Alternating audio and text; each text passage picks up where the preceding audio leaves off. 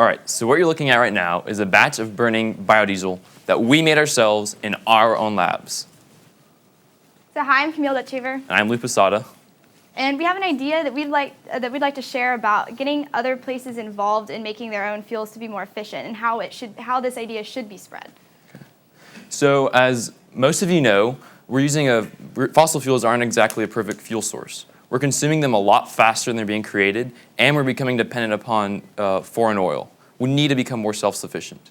On top of all this, we're also using a fuel source that's not good for the environment. We're releasing high amounts of CO2 into the atmosphere, and we're drilling on and offshore. We need an alternative fuel source. So if we need an alternative fuel source, what sort of fuel source could we use? Like the most obvious choice that we first looked into was like installing a solar panel or implementing like windmills and stuff.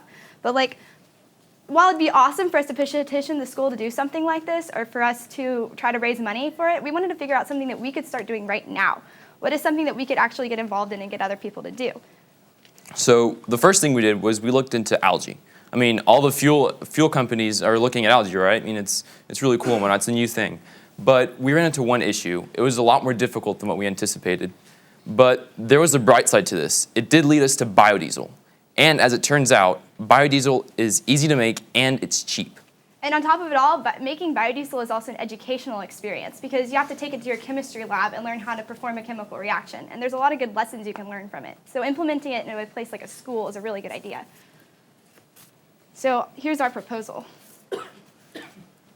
As we learned about how to make biodiesel, we decided that we needed to come up with a system for getting this done. So following this flowchart, you can see if you start out with the cafeteria and your input is cooking oil, which you can use to make French fries. Your output, you're going to have your fed teenagers, and you're going to use cooking oil, which what could you do with? Well, what we want to do is we want to take it to the chemistry lab and convert it into usable biodiesel, which we can use to fuel our buses. And you also get a byproduct of glycerin, which can be used to make soaps, or you can use it as compost for your gardens. All right. As it turns out, our school goes through 55 gallons of cooking oil every month. So I mean, what can we do about this? I mean, we could use it make it biodiesel and whatnot. So what exactly goes on in the chemistry lab? Well, we start out with the used cooking oil, and then we filter it.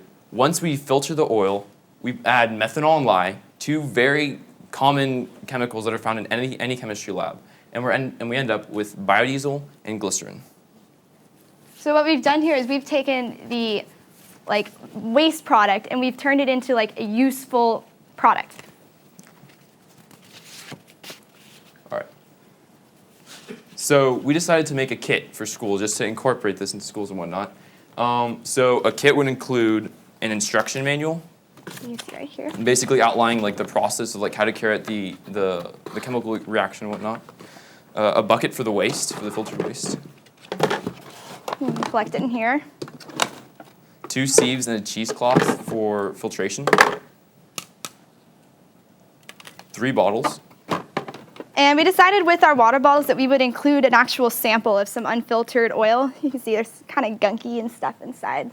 Not quite clean yet. We filter it, and then when you process it in the lab, you'll eventually get biodiesel, and this is the stuff you saw burning in the video earlier, and glycerin, which can be filtered and used for other products too. All right, and a bottle of clean vegetable oil. Which we decided to also include clean vegetable oil because something you learn in working with labs at school is that things don't always turn out as perfectly as they do in the textbook. In the textbook, you're going to get this much, you put in this much and get out this much. But a lot of things error and uncertainties come into play. And so it's a lot harder to just delve right into working with this unfiltered crude oil. It's a lot easier to get really familiar with working with the process first and using something like clean vegetable oil before you begin working with the crude oil. So that once you know how to do it and you're really comfortable with the process, things can be a lot easier. And this process is really simple to learn. After a few rounds, it's a good way to start. So how exactly do we incorporate this kit program into other schools? Well, we thought we're working on a system very similar to this binary tree that's up here, and we would require a school.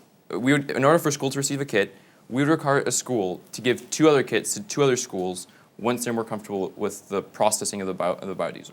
And this type of system is really good for spreading an idea because if we were to just give out kits to other schools around us, only the schools that we come into contact with would be the ones that are influenced.